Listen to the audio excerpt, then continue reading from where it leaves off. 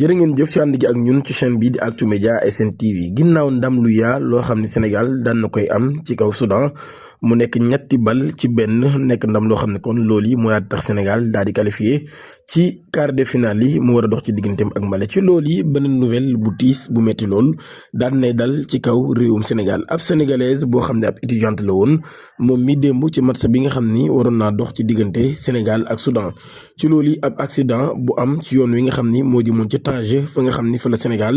nekk waroon faa footballé ak réew mi nga xam ni moo di Soudan wala équipe bi nga xam ni moo di équipe bu Soudan moom mi nekk ci yoon woowee fa la defee ab accident ci ab oto loolu yi moo waral mu daal di ñàkk bakkanam ca sansa ci loolu yi am na beneen sénégalais wala suñu beneen compatriote boo xam ne moom mi tamit daan na ci jëlee ayu gaañu yu metti lool jamono ji ñuy ñaan ki nga xam ni moom moo ci génn àdduna saa boroom jéggal ko taxaaree ko aljanna waaye di ñaan tamit ki nga xam ni moom moo ci jëlee ay gaañu yàlla yëkkati ko fëgg boppam ba mën a dellu ci ak njabootam jërë